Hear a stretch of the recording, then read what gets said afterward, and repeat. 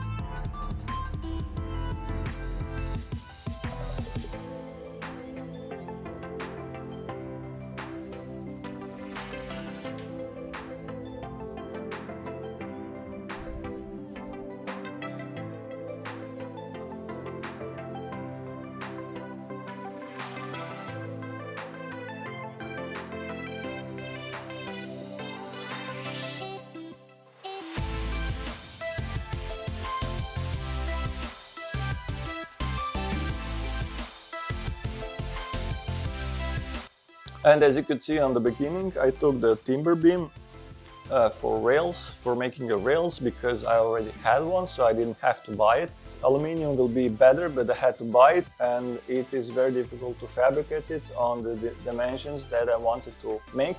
I cut the 4 rails for each particular glass. The thickness of this glass is 6 millimeter, and the surface is 1 square meter. It won't rain so often on the rails because I have enough roof. Only some heavy rain will reach the timber, but I made holes from the opposite side so the water can go out, so it won't be trapped on the rails.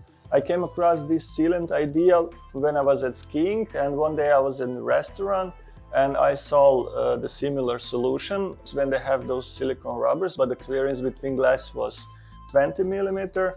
I left only a 10 millimeter, and I was surprised how good insulation that was, because I was sitting near the glass in the winter and it wasn't cold. And then I tried to find those rubbers, and I found it on the Temu. It cost me for all the glasses, it cost me around 20 bucks. I paid for a glass 265 euro. And the total cost of this wall was around 300 euro. This is a 4 square meter. Timber beam I already had, and a couple of screws and dowel, and paint, of course. And now, as you can see, you can move each particular glass on the left side, on the right side, and you can open.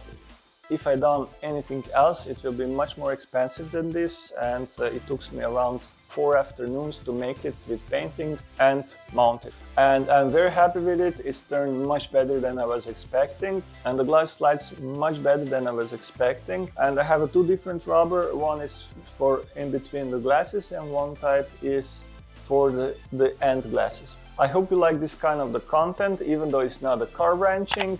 Thanks for watching, and see you all in the next one.